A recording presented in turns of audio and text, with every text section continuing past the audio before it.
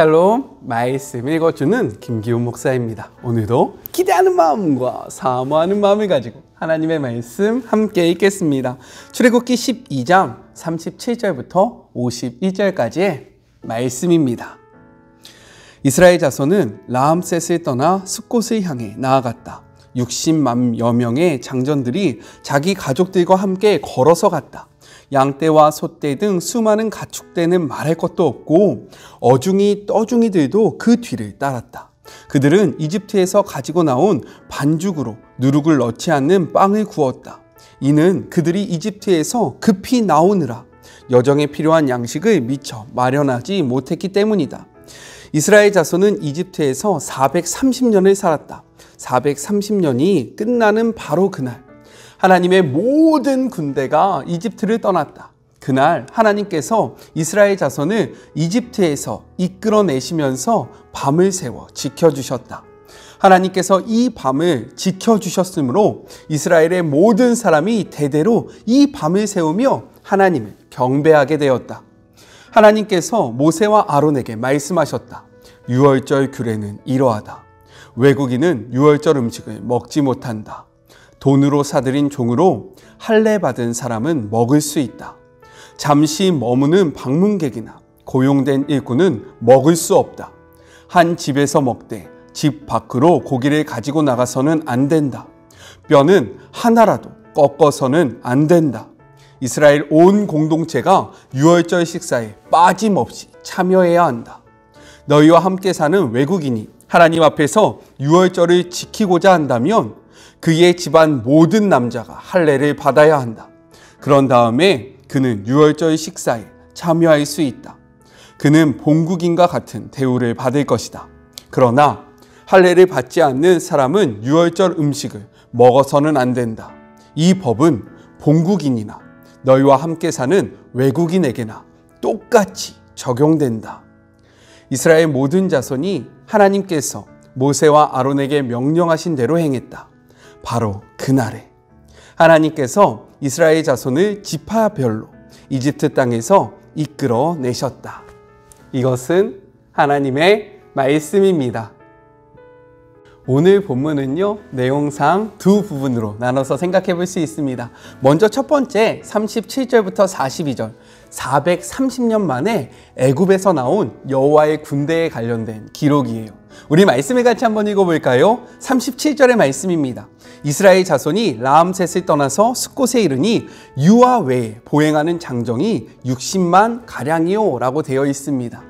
이스라엘 백성이 출애굽의 대장정을 시작했던 곳이 어디냐면 바로 라암셋이에요. 이 지역이 어디냐? 고센 땅에 있는 이스라엘 백성의 주요 거주지였다라는 겁니다. 그런데 오늘 성경을 보면요, 이들이 이곳에서 떠나 숫곳으로 나아갔다라고 기록하고 있어요. 이스라엘 백성에게요, 라암셋이라는 곳은요, 고향과도 같은 곳입니다. 왜요? 430년 동안 이곳에서 살았기 때문에 그들은 이곳이 고향처럼 느껴졌을 거예요. 그리고요, 너무나도 삶에 익숙하고 모든 것들이 평안했던 곳이 바로 이곳이었습니다.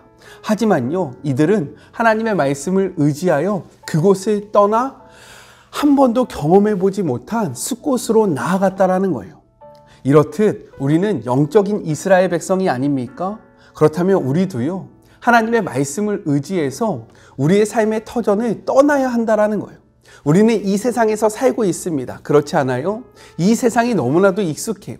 이 세상의 문화, 이 세상의 모든 것들이 마치 우리의 고향처럼 느껴지고요, 내가 여기서 사는 것이 당연하다라고 여겨진다라는 거예요. 하지만 우리의 영적, 하나님께서 우리에게 보여주실 그 가나안 땅은 어디입니까? 하늘나라라는 거죠. 이 땅은요, 우리가 살아갈 최종 그런 정착지가 아닙니다. 우리는 하나님이 우리에게 보여주신 그 영적인 가나안 땅, 하나님 나라를 바라보면서요, 그 땅으로 떠나야 한다라는 거예요. 마치 우리가요, 이 땅이 우리의 본향인 것처럼 살고 있지는 않습니까? 오늘 이 말씀 앞에 우리의 영적인 본향, 하나님이 우리에게 가라고 말씀하신 그 하늘나라를 소망하면서 이 땅으로부터 떠남을 선택하는 그런 복된 하루가 되었으면 좋겠습니다. 제가요, 이 땅으로부터 떠남을 선택하라고 해서 지금 당장 짐을 싸고 우리가 나아가자 라고 이야기하는 것이 아니라 이 땅에서 우리는 나그네와 같은 존재다라는 그러한 사실을 기억하면서요, 이 땅의 모든 것들을 소유하려고 노력하는 것이 아니라 하나님의 말씀을 의지하고 하나님의 말씀을 쫓아 살아가자라고 이렇게 말하는 거예요. 제 말뜻을 오해하지 않고 들으셨으면 좋겠습니다. 성경의 기록을 보니까요, 이들이 이곳을 떠날 때에 그 무리가 몇 명이라고 이야기합니까? 아이들을 제외하고 장정만 60만 명이다 라고 이야기를 하고 있어요. 그런데 예전에는요, 어린아이와 여자들은 수에 계수되지 않았습니다. 따라서 성경학자들은 이 출애굽을 할 때 이스라엘 민족이 몇 명이다 라고 이야기하냐면 장정만 60명이잖아요. 60만 명. 그런데 그의 와이프들이 있지 않았겠습니까? 그러면 60만 명이 포함되는 거죠. 그런데 그 당시에 자녀들을 몇 명이나 낳았을까요? 아무리 최소한으로 잡아도 200만 명 이상이 될 것이다 라고 이야기를 합니다. 그렇지 않아요? 합리적인 생각으로 우리가 그 출애굽한 이스라엘 백성이 200만 명 이상이 될 것이다 라고 생각할 수 있다는 거예요. 그런데 우리 창세기의 말씀으로 돌아가서요, 처음 이스라엘 백성이 야곱의 식구들이 이 고센 땅에 들어갔을 때 몇 명이었는지 생각을 해봐야 합니다. 그 땅에 정착한 인원은요, 성경의 기록을 보면 70명이다 라고 이야기하고 있어요.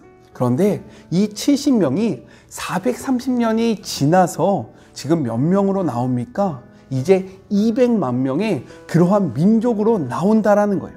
이것은요, 하나님의 언약이 신실하게 이행되었음을 분명하게 보여주고 있는 표현입니다. 그런데요, 이 무리 가운데 우리가 주목해 봐야 하는 그러한 독특한 표현이 있어요. 우리 같이 말씀을 한번 볼까요? 38절 전반부의 말씀입니다. 수많은 잡족과, 메시지 성경에서는요, 이를 무엇이라고 표현합니까? 어중이 떠중이들이라고 이야기를 하고 있어요. 이것을 볼 때요, 출애굽에 참여한 사람은요, 순수한 이스라엘 백성만 아니었다라는 것을 우리가 분명히 알 수 있다라는 거예요. 왜 그랬을까?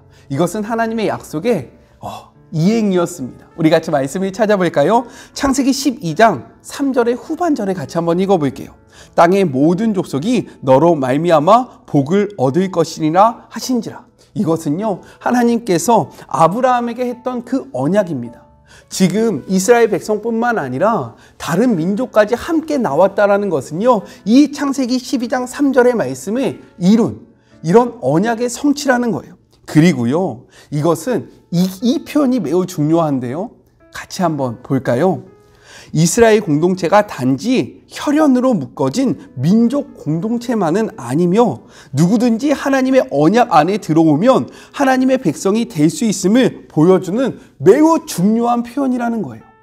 우리가요, 이스라엘 백성을 생각할 때 이는 민족의 그런 공동체다라고 생각하잖아요. 그런데 성경의 기록을 자세히 보면요, 민족 공동체뿐만 아니라 이 이스라엘 공동체는 열려있는 공동체다. 누구든지 자신들이 원하면 이 공동체에 들어올 수 있었다는 사실을 분명하게 알 수 있습니다. 우리가 속한 공동체는 어떠합니까? 우리가 속한 공동체는 학연, 지연, 혈연으로 꽉 묶여져 있지는 않습니까? 새로운 사람들이 다가왔을 때 누구야? 이렇게 보이지 않는 벽이 너무 높지는 않아요? 하나님의 말씀을 토대로 우리의 공동체가요, 정말로 열려있는 공동체가 되었으면 좋겠습니다. 우리 41절의 말씀도 같이 한번 읽어볼까요? 430년이 끝나는 그날에 여호와의 군대가 다 애굽 땅에서 나왔은즉 이라고 기록하고 있어요. 하나님은요, 이스라엘 민족이 나왔다라고 이야기하지 않고요, 여호와의 군대가 다 애굽 땅에서 나왔다라고 이야기하고 있어요. 이스라엘 민족을요, 여호와의 군대라고 표현하고 있다라는 겁니다. 그런데 생각해 보면요, 실제로 이스라엘 백성은 광야 생활 중에서 각 지파 단위대로 군대처럼 움직였다는 것을 알 수 있어요. 그리고요, 실제로 이들은요, 전쟁에 참여하는 일들도 했습니다. 하지만 이 표현의 중심, 그러한 의미는 무엇이냐면 하나님께서 이스라엘 민족의 사령관이 되어주신다라는 거예요. 그래서 하나님의 군대, 하나님이 다스리는 민족, 하나님의 명령에 따라 움직이는 그러한 군대라고 지금 성경은 기록을 하고 있는 거예요. 이스라엘 민족은요, 이렇듯 하나님의 명령을 받아 하나님의 뜻대로 움직이는 공동체였고요, 민족이었습니다. 마찬가지로 우리의 삶이 그래야 된다라는 거예요. 우리는 영적인 이스라엘 민족 아닙니까? 그렇다면 우리의 대장이 누구냐면 여호와라는 거예요.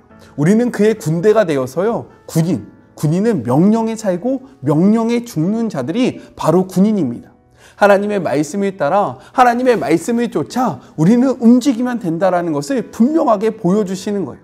그렇게 오늘 하루 우리의 생각대로 우리의 감정대로 움직이기보다는 하나님의 말씀이 어떻게 이야기하고 있는지 말씀을 잘 묵상하고 하나님의 명령을 쫓아 살아가는 그런 복된 하루가 되었으면 좋겠습니다.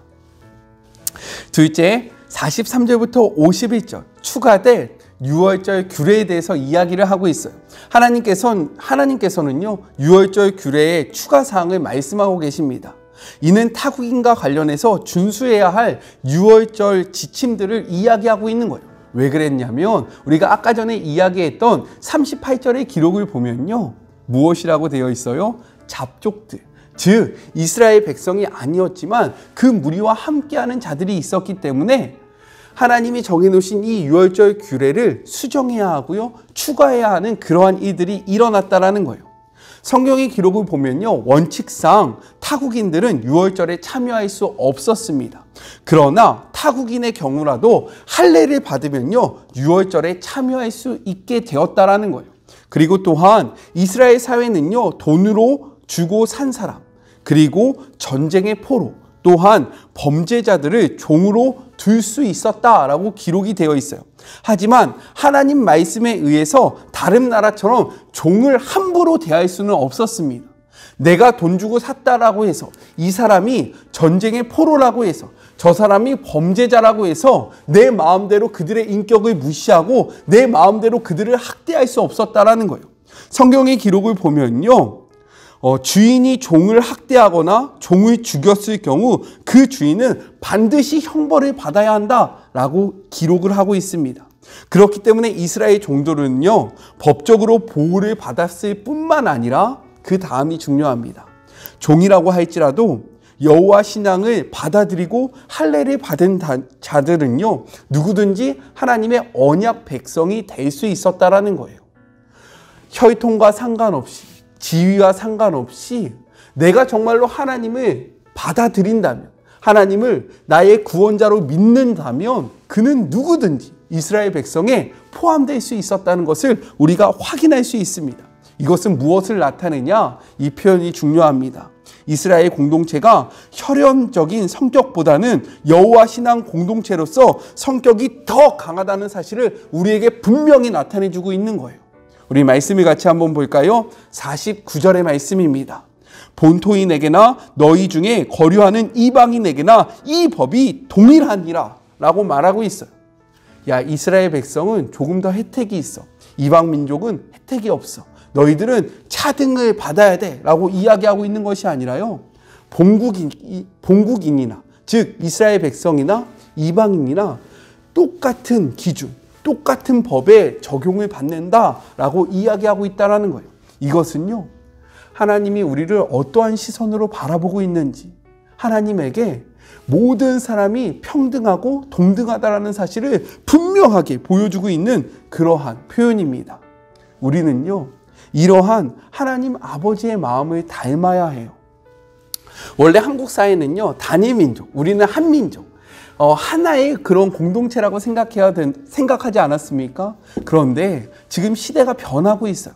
이제는요, 우리를 한 민족, 하나의 민족이라고 이야기하기에는요, 너무나도 다문화가 되었습니다.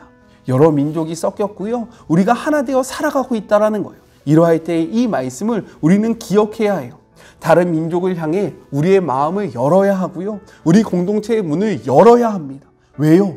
이스라엘 백성이 출애굽할 때 이 백성은요, 단일 민족으로 시작한 것이 아니라 하나님을 중심으로, 여호와 신앙을 중심으로 하는 공동체로 시작되었기 때문에 우리도 마찬가지로 우리의 혈통, 우리의 민족만 고집할 것이 아니라 열린 공동체로서 하나님을 바라보고 하나님을 믿는 그러한 자들이라면 누구든지 함께할 수 있고 언제든지 함께하는 그런 공동체가 되어야 한다는 것을 이 말씀을 통해 우리는 기억해야 합니다. 우리가요, 다른 민족을 바라볼 때, 우리 한국에 살고 있는 다른 사람들을 볼 때 편견이 있지 않습니까? 우리가 마치 더욱더 우월한 그러한 민족처럼 느껴지지 않아요? 아니요. 하나님은요, 그분들이나 우리나 동일하게 여기고요, 그분들이나 우리나 동일하게 사랑하십니다. 이 아버지의 마음, 하나님의 시선을 느끼고 이 시선을 마음에 품고 이대로 살아가는 주의 모든 자녀들이 되었으면 좋겠습니다. 우리 같이 기도할까요? 하나님 감사합니다. 드디어 출애굽의 대장정이 시작되었습니다. 이 장정은요, 하나님의 언약의 이행이었고요. 그리고 이 시작은요, 정말로 혈연으로 끈끈한 공동체가 아니라 여호와 신앙으로 맺어진 그러한 공동체라는 사실을 우리가 분명히 깨달았습니다. 주님, 우리의 마음속에 정말로 높아져 있던 그러한 담이 있다면 오늘 이 말씀 앞에 무너져 내리게 하여 주시고, 우리 교회가 그리고 우리 공동체가 정말로 주님의 그 모습을 닮아 열린 공동체가 되는 그런 복된 하루가 되게 하여 주시옵소서. 우리가 주님을 닮아가기를 소망합니다. 물론 이것이 쉽지는 않지만 주님께서 말씀하셨고 주님께서 보여주셨사오니 주님이 명령하신 대로 그 뜻을 바르게 쫓아가는 여호와의 군대가 되는 주의 모든 자녀들이 되게 하여 주시옵소서. 함께 하실 주님을 기대하며 예수님의 이름으로 기도드립니다. 아멘. 우리는 여호와의 군대입니다. 그리고 우리 공동체는요, 열려있는 공동체예요. 이 사실을 기억하시는 복된 하루가 되었으면 좋겠습니다. 저는요, 또 내일 만나도록 할게요. 사랑하고 주님의 이름으로 축복하면서 오늘 하루도 힘내세요. 우리 내일 만나요. 안녕. 오늘도 수고하셨습니다.